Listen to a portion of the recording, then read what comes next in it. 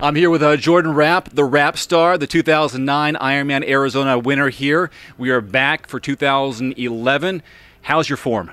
I think it's pretty good. This will be the first time I've ever done this race, having done another race so close. Almost always I have pretty close to 3 months before I do this race of just really focusing here. But right now, I'm coming off of racing the Long Course Worlds in Henderson, 2 weeks in a day before this. It's funny because you always think, well, it's 2 weeks, but it's those little bit, like the fact that it's 15 days instead of 14 days, it does make a difference when you're talking about long races. To have even just an extra day of recovery is good. But I feel good. It'll just be, the question mark is there's a difference between feeling good on a, 2-3 hour ride and, at the end of a 8-hour day. So I think everything's going well. I certainly, when I laid it out to try and do these races, I thought I might feel pretty bad, and I feel quite good. So in that sense, I'm feeling pretty lucky.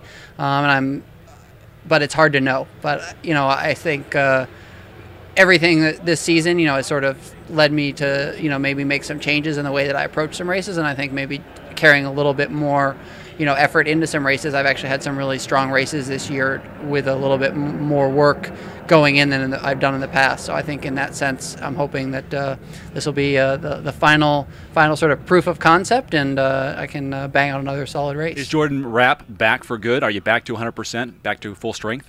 Yeah, I think this is probably one of the hardest questions to answer, because I'm definitely in better shape now than I ever was before I got in an accident. But would I be in even better shape if I hadn't gotten an accident? And I have no idea, right? Sometime, I had a talk with my coach, and he said, usually when athletes have a, like a bad, something that really kind of forces them out of the game for a while, usually almost one of two things happen.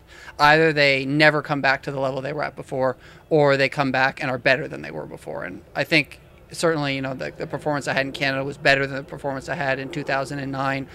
But it's always hard to know, like, where would I be if it hadn't happened. So I think it's a bit of a hard question to answer. I don't feel like there's any limitations, but I also don't necessarily know. You can't rewrite the past, and you can't sort of see all those alternate paths that maybe your life and career would have taken. What does Ironman Arizona mean to you? Obviously, 2009 was a great year. 2010, not so much, but you're back. What does this venue mean to you? I think this is really the venue where I really cut my teeth as an Ironman. Like, I did Canada as my first Ironman in 2007, but it was kind of this crazy. I actually signed up for the race thanks to Paul on Friday. Like, people are like, "What did you like the Friday before the race?" Right? Like, I signed up on Friday, and then 2 days later I was racing. It's one of the luxuries of being a pro, right? And one of the luxuries of, having some friends at Ironman to take care of you and make things like that happen. But I remember that meeting with Paul. It's like, don't drop out, don't make a fool of yourself, don't make a fool of us. That's like, that was my pro meeting, because I had to have it on my own because I missed it. So this was really the first real Ironman that I did. I didn't actually even have time to be nervous for Canada, but coming to Arizona, it was the first time I really approached an Ironman the way that, you're supposed to approach an Ironman, to train and do all the proper build for it. And so, I think those two races where I came third in 2008, one by really, I think I let it slip away by being too conservative, and the other one, I think I made the opposite mistake and was way too aggressive. I think that was really, this is where I learned how to race an Ironman. And so in that sense, it's really special, because I think Ironman is really what, I think sort of when I talk to sort of some of the historians, it's like, I'm sort of born and bred to race Ironman. You look at a guy like Craig Alexander, who's he's obviously an unbelievable Ironman racer, but I think he's maybe the best 70.3 racer of all time. I do okay at half Ironman, but really Ironman, this is where I think I excel. And so I think a lot of that sort of figuring out, how I race Ironman best, and then just some of the nuances of it, I think is a lot what I learned here doing those two races in 2008. And then to come back and win it and sort of feel like, okay, I proved that I learned those lessons. And then obviously to come back after an accident last year. Every year this race has been special for a different reason, but it's always been something that's important to me. Here on Sunday, November 20th, you'll be wearing number 1.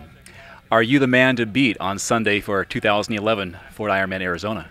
Yeah, I don't know. It'll be actually, I feel pretty privileged. It'll be my third time wearing number 1. The 2009 I was number 1 and I won it. Last year I was number 1 and I tried to win it, but came up a bit short, and then this year I have, I think maybe that same target on my back. I certainly think, this will be my 5th time racing here. And so I think in that sense, I know how to do this race. And so I think maybe a little bit guys are going to they're going to cue off me a little bit, what is he doing? And, because I know the winds, I know the roads and all that kind of stuff. But, every year this race attracts a better and better field. And I think the Kona point system is going to make this probably outside of Kona, one of the top 5 most competitive Ironmans in the world, just because guys like to close out the season while they're still riding strong fitness. And I think you see that, the number of Ironman titles among the pro field this year is, it's a lot. Aneko and Tim O'Donnell and, Victor, Michael Weiss. It's like, wow, every year this race gets, bigger and faster and stronger. And